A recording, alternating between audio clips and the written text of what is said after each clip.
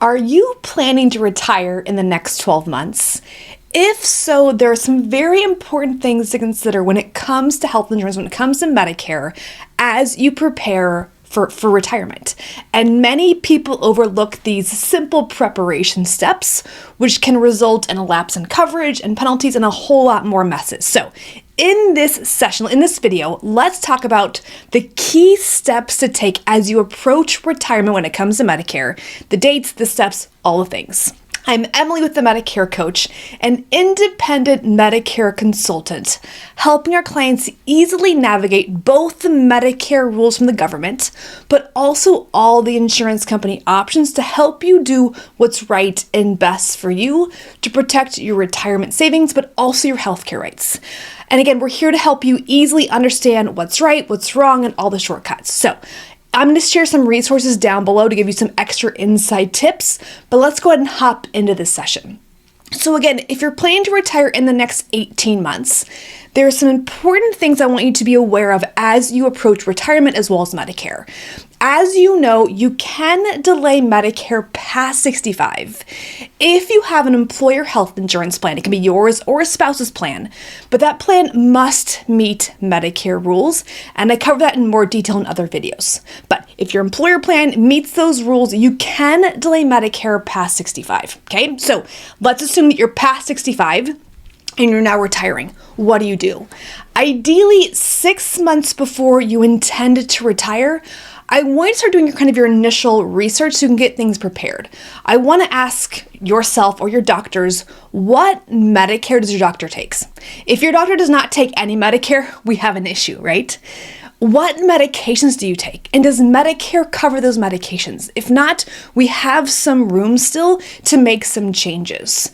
We want you to look at your income implications. Do you have a higher income now that will result in you paying more for Medicare? Or are you doing other things now that will spike your income, whether it be severance packages, Roth conversions, other things of that nature? So at the 6-month mark before, we want to start preparing this initial Medicare preparation list so we can find those red flags. The sooner that we see those red flags, the much easier it is to fix them all and to, again, make your life easier. So that's where we get started. Now, at the 3-month prior to retirement, we want to get one important document from your employer. As I mentioned, you can delay Medicare past 65 if your employer health insurance plan meets certain rules. But in order to prove to Medicare that you've met their rules, we have to have your employer fill out what's called an employment verification form. And this form confirms to the government that yes, you or your spouse have been on employer health insurance since 65, that employer plan meets Medicare rules. This is a really important form to fill out. Some people have notified their employer well in advance of their retirement, so this is completely easy. Others don't want to notify your employer of your retirement till the very last minute. So if you're one of those people who haven't told your employer yet your exact retirement date, you might have to delay this step a little bit. Now, it's not ideal because it can push the other steps back as well, but with the right preparation, it can work out. So step number 2, 3 months in advance, get the employment verification form.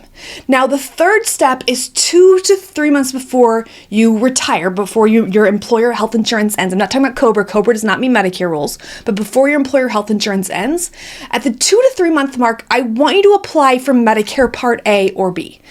Now, some of you applied for maybe both of those 65, maybe not the right thing to have done, but you might have done that. You might have only have gotten A at 65, or maybe you have nothing. It doesn't really matter where you're at in most cases, but we want to initially start by having you apply for your Medicare Part A and B 2 to 3 months in advance.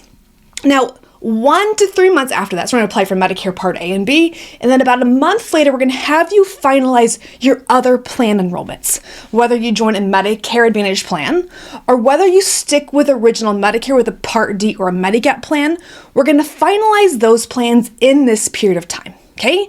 Now, the final step is paying your premiums for your Medicare plan, as well as updating your providers of your new Medicare coverage. Now, this sounds silly to remind you to pay your premiums, but you would be shocked at how many times people forget to pay their premiums, and it, again, lapse in coverage, and it's an absolute nightmare. So please pay your premiums. Medicare premiums can be a pain. We help our clients set all of those things up, but pay your premiums to avoid a lapse in coverage, okay? So those are kind of the 5 things to do as you prepare for Medicare. Now, as one bonus step, when you join Medicare after 65, you are much more susceptible to having initial billing errors when it comes to Medicare. And sometimes people panic when it comes to having wrong bills sent out once you're on Medicare or getting denied bills.